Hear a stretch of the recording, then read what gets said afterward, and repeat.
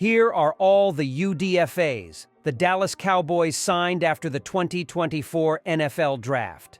So we're going to be going through that and 3 other stories in today's video. So make sure to like this video. And if you want more Dallas Cowboys news content like this, make sure to subscribe to the channel by hitting that red button down below. The Dallas Cowboys have already made their 8 selections in the 2024 NFL Draft with the UDFAs. In years past, the Cowboys cashed in on picking up Hall of Famers Drew Pearson and Cliff Harris, as well as Tony Romo. Current contributors include Terrence Steele, Marquise Bell, Cooper Rush, and more.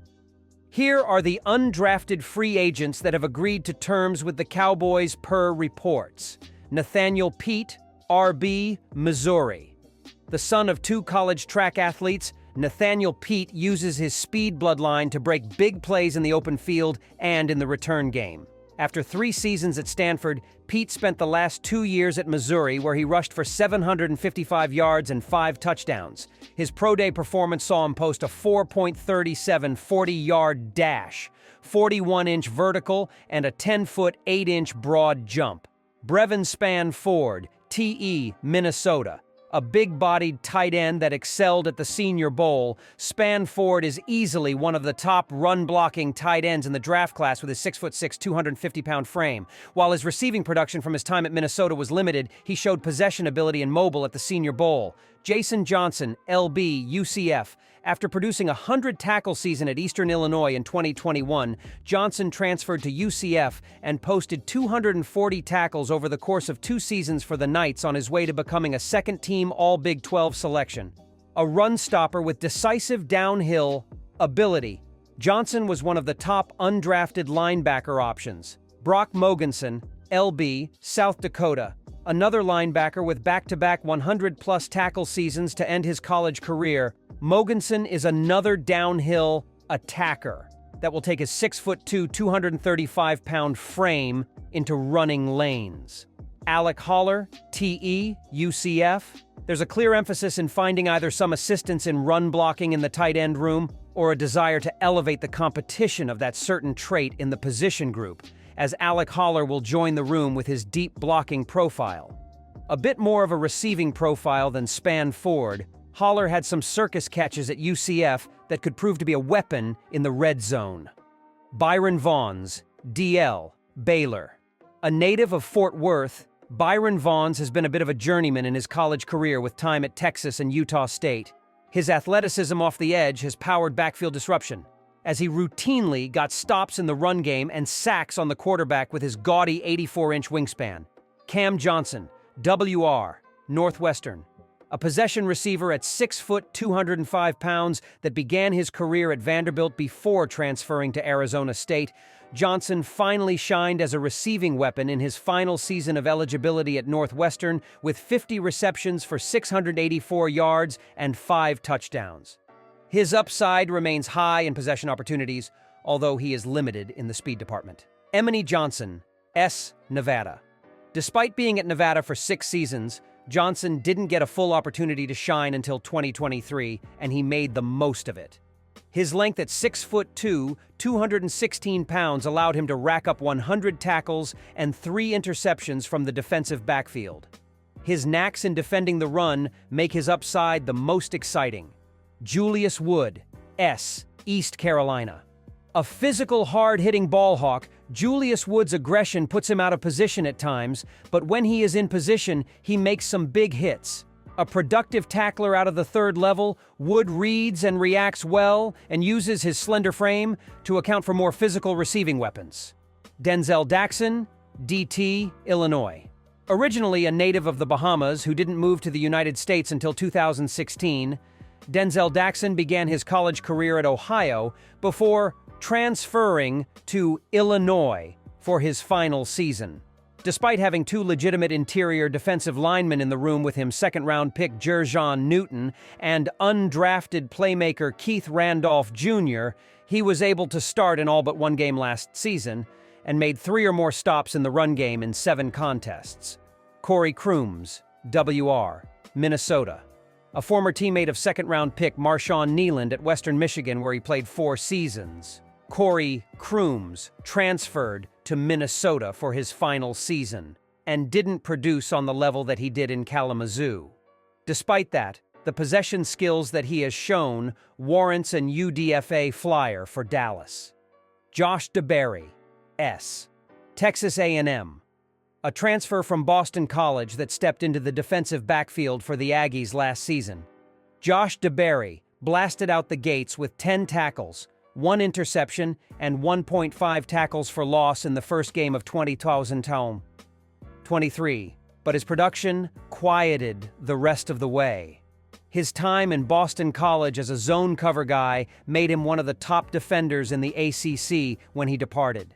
The second story is why LB Kendricks spurned 49ers to sign with Cowboys. What exactly led to veteran linebacker Eric Kendricks' decision to sign with the Dallas Cowboys after reportedly agreeing to terms with the 49ers?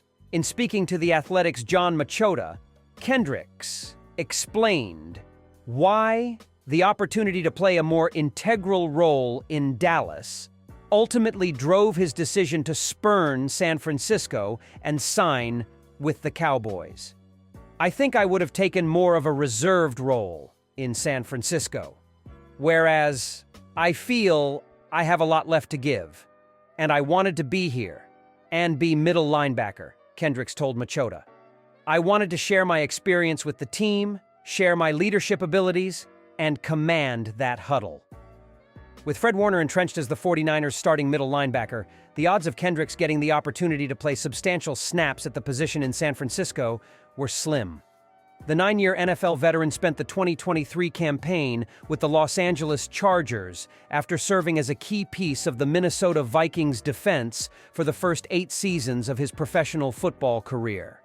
Kendricks was named first-team All-Pro in 2019 under head coach Mike Zimmer, who now serves as the Cowboys' defensive coordinator.